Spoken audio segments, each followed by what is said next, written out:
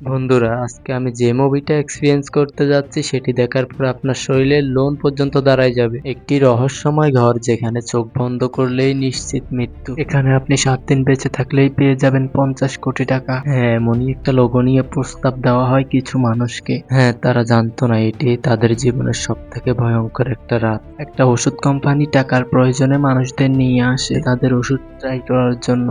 আর এই বিশাল টাকার লোভে কেলি নামের একটা মেয়ে এখানে অংশ নিতে আসে, কিন্তু তার সঙ্গী হিসাবে পায় রোকসানা নামের একটা চঞ্চল মেয়েকে, যে কিনা সারাক্ষণ শুধু কথা বলে। কিছুক্ষণের ভিতরে ডাক্তার লিজা এসে পরীক্ষার নিয়মগুলো জানিয়ে দেয়। টানা 5 দিন তাদের বিশেষ একটা ওষুধ দেওয়া হবে, যার ডোজ প্রতিদিন বাড়তে থাকবে। এই পুরো সময়টা তাদের ল্যাবেই কাটাতে হবে এবং যে বেঁচে থাকবে সে পাবে বিপুল অঙ্কের পুরস্কার। এখানে থাকা সবাইকে প্রথম কোর্সটি খাওয়ানো হয়েছে। তারপরে একজন আরেকজনের পরিবার সম্পর্কে জিজ্ঞেস করতেছে। এখানে থাকা প্রত্যেকেই তাদের স্বপ্ন পূরণ বাধার শোধ করার জন্য এই ভয়ঙ্কর একটি খেলায় অংশগ্রহণ করেছে। প্রথম ডোজটি নেওয়ার পর কেলি সহ বাকিরা সবাই অপেক্ষা করে। কেলির প্রথমেই বমি আসতে শুরু করে এবং সে ছুটেই টয়লেটে চলে যায়। সেখানে জ্যাক নামের একটি অংশগ্রহণকারীর সাথে দেখা হয়ে যায়। সে জানায় তার অবস্থাও ঠিক একই, কিন্তু আসল ভয়াবহতা অপেক্ষা করতেছিল রাতের জন্য। কেলি এবং বাকিদের শরীর প্রচন্ড দুর্বল হয়ে আসে, কিন্তু অবাক করা বিষয় হলো কারোর চোখে ঘুম আসে না। সময় কাটানোর জন্য তারা একে অপরের সাথে গল্প করতে শুরু করে। এই সময় জানতে পারে যে রোকসানা নামের চঞ্চল মেয়েটা খুব সুন্দর ছবি আঁকতে পারে। অন্যদিকে এই অদ্ভুত পার্শ্ব প্রতিক্রিয়া দেখে ডাক্তার খুব চিন্তায় পড়ে যায়। সে তার হেড অফিসারকে ফোন করে জানায় যে ওষুধটি প্রত্যেক অংশগ্রহণকারীর কেন্দ্রের ছায়াতন্ত্রের সরাসরি আক্রমণ করে বসেছে এবং তাদের ঘুম চিরতরে কেড়ে নিচ্ছে। সে জানতে চায় ওষুধের ডোজ কি প্রয়োজনের চেয়েও বেশি দেওয়া হচ্ছে, কিন্তু হেড অফিসার তাকে খুব কড়াভাবে বলে দেয় যে সে তাকে কোনো প্রশ্ন না করে নিজের কাজটুকু মন দিয়ে করে যায়। পরীক্ষা চলতেই থাকে এবং প্রতিটি সময় হয়ে ওঠে তাদের একটি দুঃস্বপ্নের সমান। পরীক্ষা যত চলতে থাকে ওষুধের ডোজ ততটাই বাড়তে থাকে। ক্লান্তি আর ঘুমে শরীর ভেঙে পড়তে শুরু করলে ডাক্তার এসে জানিয়ে দেয় যে যেই ঘুমিয়ে পড়বে তার জীবন ঝুঁকির মধ্যে পড়বে। এই সময়ে ভয় পেয়ে তারা চলে যেতে চায়, কিন্তু তখনই কোম্পানি পুরস্কারের টাকা আরো বাড়িয়ে দিতে চায়। টাকার লোভে তারা আবারও নিজেদের জীবন বাজি রাখতে যায়, কিন্তু জ্যাক নামের এই ছেলেটির মনে সন্দেহ জেগে যায়। সত্যিটা জানার জন্য সে চুপি চুপি ডাক্তারের অফিসে ঢুকে পড়ে এবং তার কম্পিউটারের পেন ড্রাইভের সমস্ত ডাটা কপি করতে শুরু করে। আর ঠিক তখনই সে আসল সত্যিটা জানতে পারে। সে জানতে পারে এই ওষুধ ধীরে ধীরে তাদের ব্রেন ড্যামেজ করে দিচ্ছে এবং তারা যদি ঘুমিয়ে পড়ে সঙ্গে সঙ্গে তাদের মৃত্যু হবে। এই জন্যই ডাক্তার তাদের ঘুমাতে নিষেধ করে দিয়েছে। অন্যদিকে সবাই মিলে যখন আলোচনা করছিল তখন ক্লান্তি আর সহ্য না করতে পেরে রোকসানা নামের মেয়েটা ঘুমিয়ে পড়ে। এলি তাকে জাগানোর চেষ্টা করার আগেই এক ভয়ঙ্কর ঘটনা ঘটছিল। তখনই রোকসানা নামের মেয়েটার চোখ দিয়ে রক্ত বের হতে শুরু করে। পুরো শরীরটা কাঁপতে কাঁপতে সে সেখানেই মারা যায়।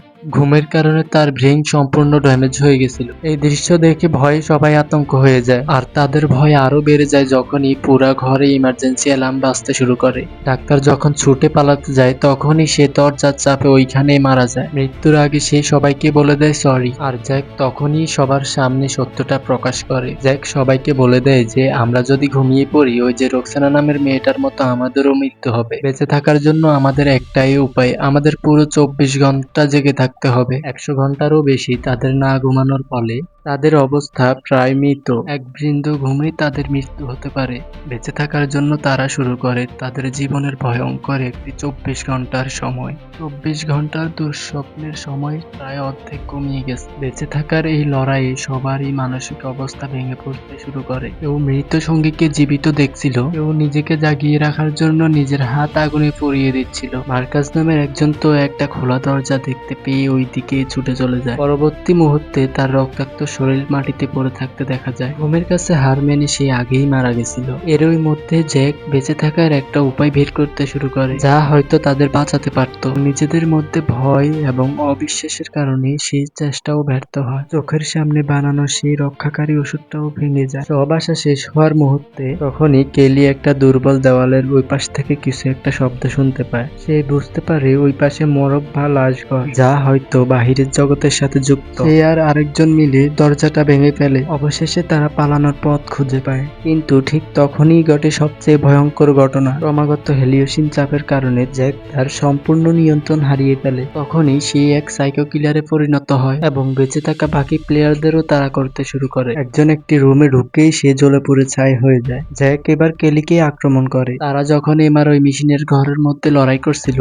তখন মেশিনের শক্তিশালী চুমুক জ্যাকের ছুরিটাকে টেনে নিয়ে যায়। সেই সুযোগেই কেলি পালিয়ে যায়। আর ঠিক তখনই লকডাউনের 24 ঘন্টা শেষ হয়ে যায় এবং ঘরের দরজা খুলে যায়। আর ঠিক তখনই দুজন লোক এসে জ্যাককে গুলি করে মেরে ফেলে। কেলি উপস্থিত বুদ্ধি খাটিয়ে একটা মরদেহের ব্যাগের মধ্যে ঢুকে পড়ে এবং মরে যাওয়ার অভিনয় করে। গার্ডরা কেলিকেও বাকি লাশের সাথে একটা গাড়িতে করে বাইরে নিয়ে যায়। সুযোগ বুঝেই কেলি ব্যাগ থেকে বেরিয়ে আসে, যা দেখে গাড়ির ড্রাইভার নিয়ন্ত্রণ হারিয়ে ফেলে এবং অ্যাক্সিডেন্ট করে। কেলি আহত অবস্থায় গাড়ি থেকে বের হয়ে রাস্তার উপর জ্ঞান হারায়। 4 মাস পর কেলি একটা হসপিটালে কোমায় রয়েছে। তারপর মুভিটা এখানেই শেষ হয়ে গেল। আর বন্ধুরা, আপনাদের কাছে মুভিটা কেমন লাগছে তা কমেন্টে বলে যাবেন। আর বন্ধুরা, আমি কিন্তু এই প্রথমবারে একটা মুভির এক্সপিরিয়েন্স করছি। এই মুভিটাই আপনারা যদি আমাকে ভালো একটা সাপোর্ট দেন, সামনে আরো একটা মুভি নিয়ে আসবো আপনাদের মাঝে। তো সবাই ভালো থাকবেন, সুস্থ থাকবেন, আল্লাহ হাফেজ।